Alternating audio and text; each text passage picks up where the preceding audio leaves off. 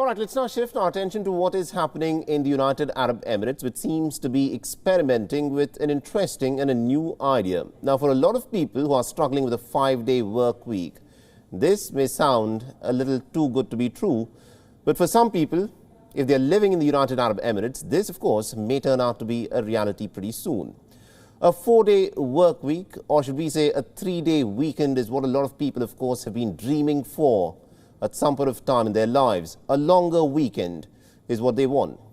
Now, interestingly, this is slowly being experimented and could, in the near future, become the norm. It's happening, but it's happening very slowly. And one of the latest countries which is trying to extend the period of the weekend is the United Arab Emirates. Starting from next year, the United Arab Emirates will transition to a 4.5-day work week, which basically means that the weekend will start at noon on Fridays. This is after the Friday prayers. Those who are working in the United Arab Emirates will not have to return to work until Monday. The weekend will be from Friday afternoon until Sunday night. So how does this help? Well, apart from the obvious, the move is aimed at achieving two things. The one is to align the United Arab Emirates with the global markets. Until now, the United Arab Emirates had Friday, Saturday as its weekend, and the work week began on Sunday morning. Now remember, in the West, it's Saturday, Sunday, that is a weekend, and this is something which the United Arab Emirates now wants to actually follow up on.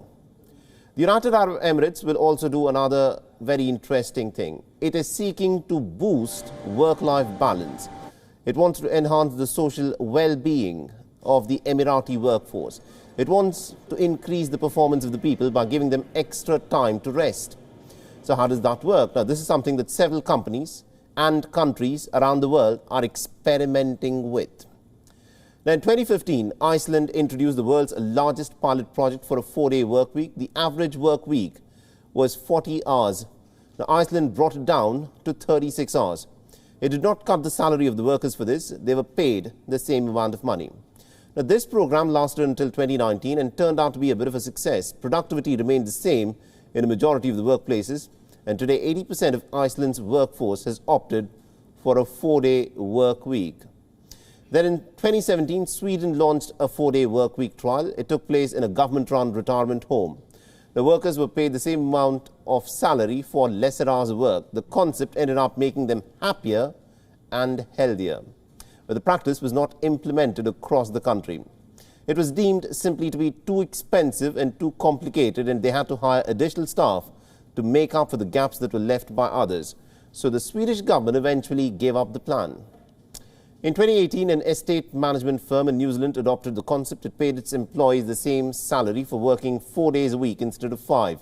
So what was the result? Well, employee satisfaction improved, but overall performance did not. The staff was found to be more creative, but this is the catch.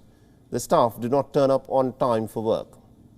In 2019, Microsoft Japan tried the same. It gave all Fridays in the month of August as paid leave to its employees. The move boosted productivity by about 40%. It also resulted in a more efficient workforce. So what does this tell you? That the concept has been a bit of a mixed success. In some places, it has led to better productivity, more employee satisfaction, and more efficient usage of time. In other places, it has become pretty costly to implement, or the results were simply not impressive enough. Now, clearly, performance and satisfaction depend on more factors than the number of days and the number of hours that you work. Shorter work weeks may not suit every business model. Here's something else we must point out. A lot of us confuse a 4-day work week with a compressed work week. The distinction needs to be drawn. Most companies who adopt this concept end up compressing their 40-hour schedules into fewer days, when in essence, they're supposed to reduce work hours. For instance, Uniqlo, a Japanese clothing enterprise, adopted a 4-day work week recently, only to compress the 40 hours of work in 4 days. So instead of 8 hours, Uniqlo employees had to work for 10 hours a day. At the end of the day, this only made the employees feel more tired than before. So it's important to adopt these practices not just in letter but also in spirit for them to work. The goal should be to improve efficiency, morale, and mental health, not cutting down on one day's work only to pile it up onto the next day. Think about it. When you do, remember, this is, of course, still the middle of the week. The weekend is still pretty far away, so hang in there.